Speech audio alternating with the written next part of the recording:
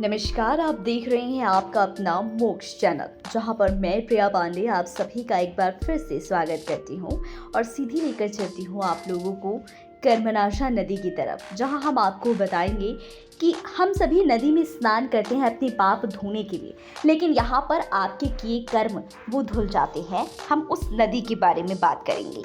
वैसे तो दोस्तों, भारत में गंगा समेत कई ऐसी नदियाँ बहती है जो कि पूजनीय मानी जाती है।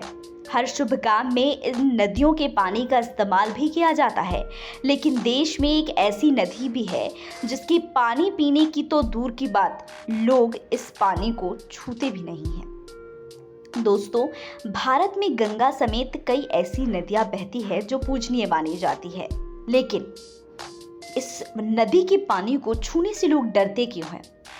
आपको बता दें, इस नदी का नाम है कर्मनाशा नदी, जो ये नदी बिहार और उत्तर प्रदेश में बहती है।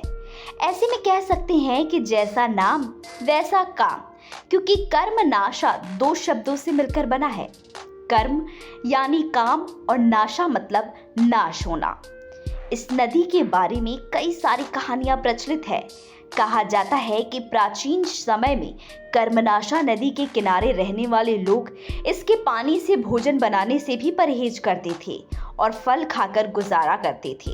लेकिन इस नदी से जुड़ी दिलचस्प बात यह है कि आखिर में ये नदी गंगा में जाकर मिल जाती है। आखिर क्या है इस नदी का इतिहास और इसे शापित नदी क्यों माना जाता है? तो चलिए आज हम आपको बताते हैं इस कर्मनाशा नदी की सारी जानकारियां। दोस्तों, बता दें कि कर्मनाशा नदी बिहार के कैमूर जिले से निकलती है और उत्तर प्रदेश में बहती है, और ऐसे में ये नदी बिहार और यूपी को बांटती भी है।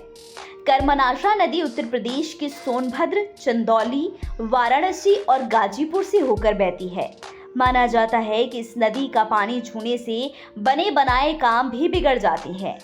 इन नदी की लंबाई करीब 192 किलोमीटर है। इस नदी का 116 किलोमीटर का हिस्सा यूपी में आता है। इसको लेकर एक पौराणिक कथा भी बहुत ज्यादा मशहूर है। उसकी एक पौराणिक कथा के अनुसार राजा हरिश्चंद्र के पिता सत्यव्रत बेहद पराक्रमी थे।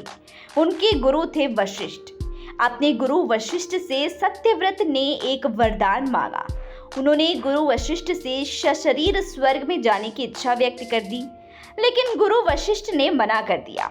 इसके बाद सत्यव्रत नाराज हो गए और अपने यह विश्वामित्र के पास व्यक्त की अपनी इस व्यथा को।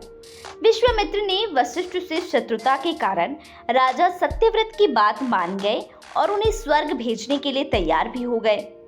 विश्वामित्र अपने तप के बल पर यह काम कर दिया। उन्होंने इसे देख इंद्र क्रोधित हो गए और उन्हें उल्टा सिर करके वापस धरती पर भेज दिया। विश्वामित्र ने हालांकि अपने तप से राजा को स्वर्ग और धरती के बीच रोक दिया। ऐसे में सत्यव्रत बीच में अटक गए और त्रिशंकु कहलाए। कथा के मुताबिक देवताओं और विश्वामित्र के युद्ध के बीच त्रिशंकु धरती और आसमान में उल्टे लटक रहे थे।